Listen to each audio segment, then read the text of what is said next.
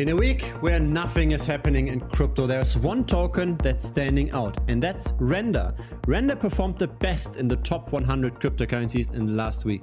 Let's have a look what's driving this. Let's see who's buying and selling this. Let's see who's driving the price here.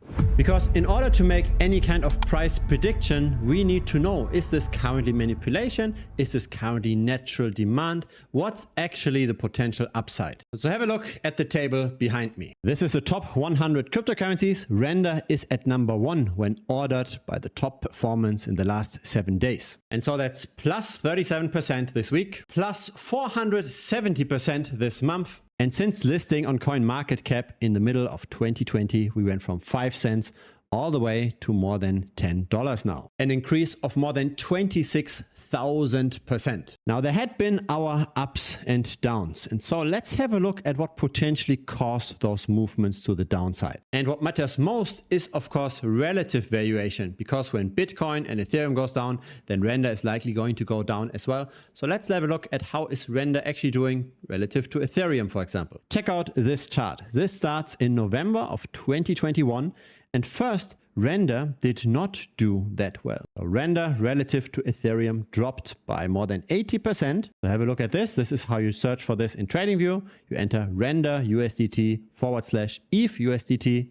So you get the relative valuation to ETH. But then something happened. Then we recovered similar to the levels 1 year ago. And then you see here this vertical line. Something specific happened here as well. That vertical line indicates when the token inflation for Rndr massively declined. That's always the problem with altcoins, right? Altcoins in general tend to be very inflationary. A lot of new tokens get printed that then gets allocated to early investors and to the team, etc. They might then sell some of those tokens, potentially depressing the price. But since that vertical line, that doesn't happen anymore. Or let's say it happens to a smaller degree, because this is the middle of June 2023. And check this out. This is the number of circulating Rndr tokens over time. And this here is the middle of June 2023. So the token inflation massively went down. There isn't that much new Rndr hitting the market anymore. But check this out. Check out the end of 2021. That's the beginning of this chart, right? This is when we saw the massive dump. So an increase in the supply leads to a decrease in the price, at least relatively speaking to other cryptocurrencies, relative to Ethereum. And so that's a positive sign, right?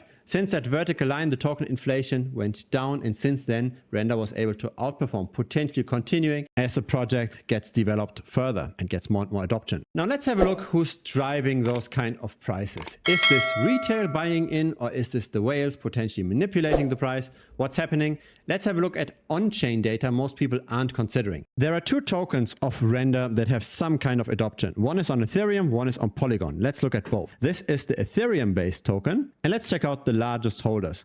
The very first holder is a contract address that has now 27% of the entire supply, and that tends to reduce in its balance. So it went from 225 million tokens to now 143 million tokens. So this is probably allocation to the team, etc. This is expected to continue to go down. But then let's have a look at those labeled wallets, right? The bridges, etc. aren't really that interesting. Let's have a look at Binance and at OKX. Here's the balance of the Binance wallet over time. So Binance is accumulating either for their own market making or simply for custody, because a lot of customers might potentially buy this on the platform, and then Binance has to hedge itself against this, right? It has to buy then directly on chain. So this could be an expression of customer demand on the Binance platform. This is actually what I expect this to be. Have a look at this chart. This is the balance on OKX. Very similar, a very constant increase, with the only difference that the rebalance seems to be happening a bit more frequently. But let's dive into this a bit more deeper. Let's look at the number of whale wallets. Let's have a look at the number of retail wallets. Are there more and more retail investors jumping on this? Are there more and more whale investors jumping on this? What's actually happening? So according to Etherscan, we've got 91,000 holders of Rndr on chain. But when we split this up by minimum holding thresholds, so when we say we only want to count the wallets that have at least 100 Rndr tokens, so at the current price, that's a bit over $1,000, then instead of 91,000 holders, we've got less than half of that, 40,000 holders roughly. So that's the number of retail investors here on the left. Minimum holding 100 tokens. In the middle, we've got a minimum holding of 1,000 tokens, so a 10x from the left chart. So that's now medium-sized retail.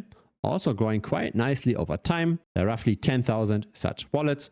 On the right side, we go another 10x from that. That's in a holding of $100,000. We've got more than 1,000 such wallets in Rndr.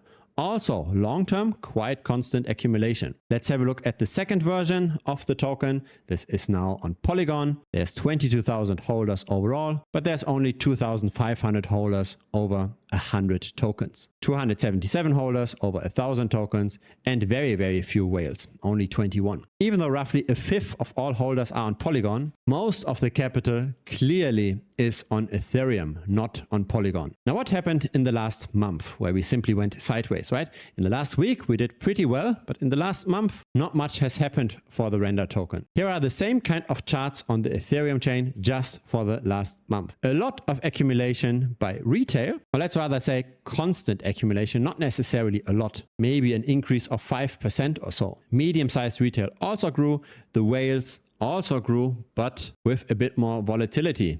They sold at the beginning of the month, bought at the second half of the month. Similar to how the price is also moving. So the whales really have quite a bit of impact on the price. There is some kind of limit to that analysis. And again, because a lot of the trading for Rndr already happens on the centralized exchanges. Most of the trading happens on Binance, then comes Coinbase, then comes Gate.io. Still, to me, it appears that this is not manipulation. It looks like people are buying into Rndr, both retail as well as whales. This seems to be a relatively stable price development. However, there is a bit of a risk here. And that risk is not specific to Rndr. It's related to the altcoin market as a whole. I talked about this with the premium members for quite a while now, and I want to share this now on YouTube as well. Have a look at the stablecoin market cap. It tended to expand for quite a while, and the stablecoin market cap does have some correlation to crypto prices. It tends to not expand anymore for the last 2 to 3 weeks.